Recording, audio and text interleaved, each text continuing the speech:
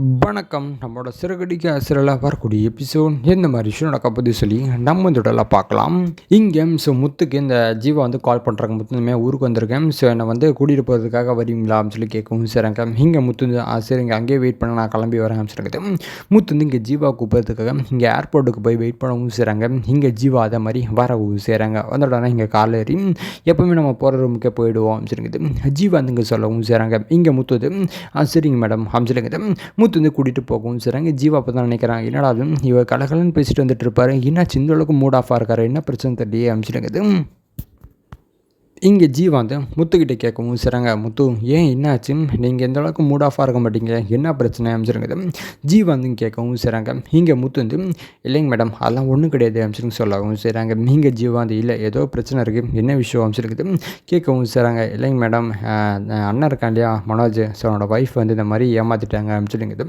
எல்லா விஷயத்தையுமே இங்கே சொல்லவும் செய்கிறாங்க. ஸோ இது கேட்ட ஜீவாவுக்கு மனசில் லைட்டாக சின்ன சந்தோஷம் இருக்க தான் செய்யுது. ஆனால் இங்கே ஜீவா என்ன முத்து சொல்லிட்டு இருக்கீங்க, ஆனால் எனக்கு இந்த விஷயம் முன்னாடியே தெரியும், ஏன்னா பணம் எடுத்துகிட்டு இந்த மாதிரி எங்கள் அப்பா கொடுத்ததா சொல்லி அப்படி சொல்லும்போது நான் நினச்சிட்டேன். ஸோ எந்த அளவுக்கு தில்லாங்கடைய பணங்களையாக இருக்கும்னு சொல்லி அப்பயே நினச்சேன். ஸோ அப்பயே சொல்ல வேணாம்னு நினச்சேன், ஏன்னா அப்போ சொன்னேன் அப்படின்னா இந்த மாதிரி பொறாம பிடிச்சவ அதனால் சொல்கிறான் அப்படின்னு நினச்சிப்பாங்க. அதனால தான் இந்த விஷயம் நான் சொல்லாமல் விட்டுட்டேன். பட் ஆனால் இந்த அளவுக்கு பணம் நான் கொஞ்சம் கூட எதிர்பார்க்கல முத்து அமைச்சிருங்க இதை சொல்ல முடிச்சுறாங்க. ஸோ அப்போ முத்துது யாருமே எதிர்பார்க்கல மேடம், இப்படி ஒரு விஷயம் நடக்க சொல்ல எதிர்பார்க்கல, பாவம் மனசு உடந்து கழிச்சிட்டு இருக்கான் அமைச்சிருங்க. முத்து இங்கே ஜீவா கிட்ட சொல்ல முடிச்சுறாங்க. இங்கே ஜீவா யோசிச்சிட்டு சரிங்க முத்து நீங்கள் வேணால் ஸோ வீட்டுக்கு போங்களேன், நம்ம போய் பேசுவோம் சொல்லவும் செய்கிறாங்க. ஸோ அப்போ தான் இங்கே முத்து இல்லைங்க மேடம் இப்போதைக்கு வேண்டாம், நம்ம அப்புறமா கூட பார்த்தேன்னு சொல்லி பேசிக்கிறேன், ஏன்னா இப்போ அவன் ரொம்ப டிப்ரெஷனில் இருக்கான், மனசு என்னை பார்க்கவே மனசு ரொம்ப கஷ்டமாக இருக்குது மேடம் சொல்லிங்க. முத்து இங்கே எமோஷனலாக பேசவும் செய்கிறாங்க. நீங்கள் ஜி அப்படியே சரி சொல்லுங்க.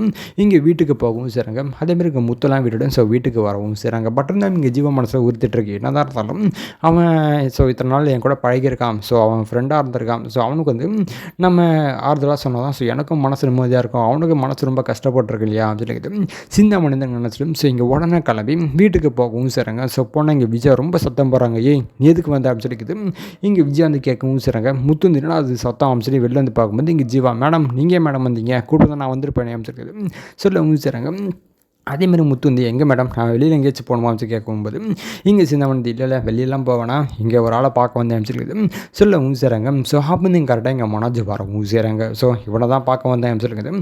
சின்னம்மன் சொல்லிவிட்டு இங்கே மனோஜ்கிட்ட போகவும் செய்கிறாங்க. மனோஜ் எப்படி இருக்கு அப்படின்னு சொல்லி கேட்கவும் செய்கிறாங்க. அதேமாதிரி மனோஜ் எதுவுமே சொல்லாமல் சும்மா இருக்கவும் செய்கிறாங்க. அப்போ நீங்கள் சிந்தாமணி அப்போ நீங்கள் ஜீவா தெரியும், ஸோ இந்த டைமில் நான் கேட்டுருக்கூடாது, பட் என்ன பண்ணுறது புதுசாக பார்க்குறதுனால கேட்டு தான் ஆகணும், ஒரு வழி இல்லை, ஃபார்மாலிட்டிஸ் கேட்டு தான் ஆகணும், சரி விடு ஒன்றும் பிரச்சனை இல்லை. ஸோ அவள் பண்ணிட்டா எனக்கு முன்னாடியே தெரியும், ஆனால் அதை முன்னாடி சொன்னேன் அப்படின்னா நீங்கள் எல்லாமே நான் பொறாமப்படுறேன் அப்படின்னு நினச்சி நீங்கள் நினச்சிப்பீங்க, அந்த ஒரு விஷயத்துக்காக நான் சொல்லாமல் இருந்தேன்.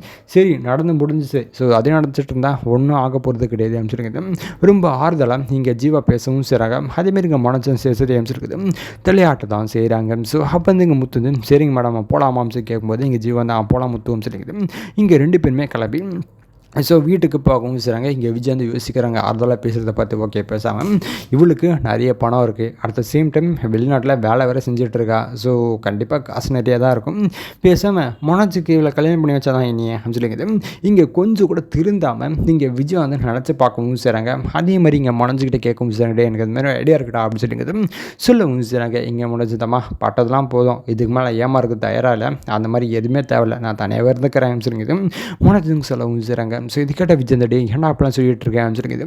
விஜய் கேட்கவும் செய்கிறாங்க. இங்கே மனோஜ் போதுமா இதுக்கு மேலே நீங்கள் எதுவுமே என்ன ஃபோர்ஸ் பண்ணாதீங்க, இதுக்கப்புறம் என் பாட்டில் விட்டுருங்க, நான் பாட்டில் அப்படியே போய்க்கிறேன் சொல்லிக்குது மனோஜுங்க சொல்லிவிட்டு ஸோ திருப்பி இங்கே ரூமுக்குள்ளே போக தான் செய்கிறாங்க. ஸோ இதுக்கப்புறம் எந்த மாதிரி விஷயம் நடக்க போது சொல்லி நான் உங்களுக்கு அப்டேட் பண்ணுறேன். ஸோ அதற்கு நம்ம சப்ஸ்கிரைப் பண்ணி பக்கத்தில் பெல் ஐக்கன் வச்சுக்கோங்க. நன்றி, வணக்கம்.